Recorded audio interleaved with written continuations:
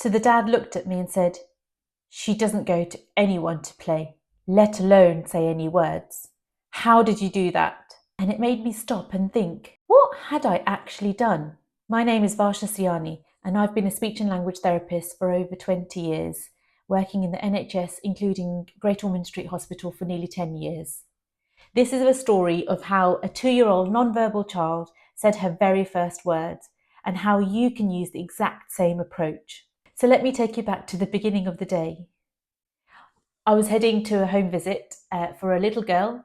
We'll call her Emily. She had already come to me for an assessment, and now the parents were ready to start speech and language therapy. I'll be honest, I felt nervous. No matter how many years I've worked as a speech and language therapist, when you go for a home visit, you never really know what you're walking into. Parents come with all kinds of emotions, right? Worry, confusion, hope, sometimes even frustration, which I understand. And then there's the child. Will they engage? Will they be anxious? How will the session go? And Emily's dad, I couldn't read him. He was quiet, he was quite neutral, not unfriendly, but not warm either. And I just didn't know where I stood. 15 minutes into the session, Emily's dad said, "How is it that Emily's like that with you?" I paused. I hadn't pulled out any therapy tools. I hadn't done anything flashy. So I stopped and retraced my steps. And what I realised is I'd done exactly what I tell parents to do every day. Here's what happened. So I walked in, I greeted the parents and gave a soft hi to Emily. I didn't crouch in her face or force any hello. I sat down on the floor at her level and just kept chatting to her parents. I didn't make Emily the centre of attention. I gave her the time and the space. And most importantly, I waited for her to come to me when she was ready. And guess what? She did. So often adults do the opposite. They greet loudly, they try to hug them, they try to pick them up, they try to coax them. They say, "Can you say hi? Say hi!" It's too much. And for a child like Emily, it can feel overwhelming. And when people do that, she just shuts down. By this time, I took the pressure off and she stepped in. Next, I watched. I didn't jump in. I wanted to see what caught her eye. And can you guess what it was? It wasn't the toys, it wasn't the teddies, not even her own things. It was my pen. She explored it, scribbled with it, poked it into the hole punch in my notebook, and that became our therapy tool. A lot of adults would have missed that. They might have tried to redirect her. "Look, it's a teddy, say hi to Teddy." But Emily didn't care about Teddy.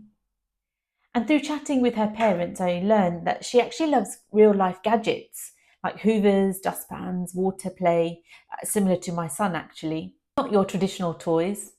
That's her world, so I met her there. I leaned in. When she picked up my pen, I said, "Pen!" When she used it to mark the paper on my notebook, I said, "Ooh, pen." When she passed it back to me, I said, "Pen." At one point, I took back the pen to jot down a note, and she reached out for it. I held it just slightly out of reach and said, "Pen?" She nodded her head. She was engaged. I gave it back. Then she put the nib back into the hole punch again, and every time I said, "Pen in, pen out." That's my pen, Emily's pen. So I copied her play. I didn't direct her. I must have said the word pen 30, maybe 40 times within 30 minutes. I'm not kidding. And this is what so many parents overlook, that language grows from repetition and connection. So here we are. I'd simplified my language, I'd commented instead of questioned, I'd joined her world, I'd repeated and repeated and repeated, I'd paused and waited, and then I held the pen out just a few centimetres out of reach. And you guessed it, she said, "Pen!" Her mother gasped, and her parents looked at each other. They said she had never said that word before. And then she said it again and again. Was it a fluke? No. Was it guaranteed? Absolutely not. But I think it was earned through connection and shared enjoyment. Now, did this happen at every session? No.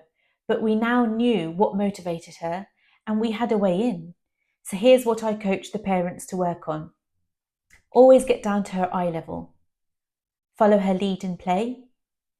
Comment on what she's doing. Use simple 1 to 2 word phrases. Repeat those words often, especially with real life objects. Target words that she's interested in, like pen, brush, splash. Not flashcards. Not asking her to repeat after me. Not asking lots of questions. Just tuning into her world. So if your child isn't talking yet, here's what you can do. Don't start by teaching them words. Start by getting into their world.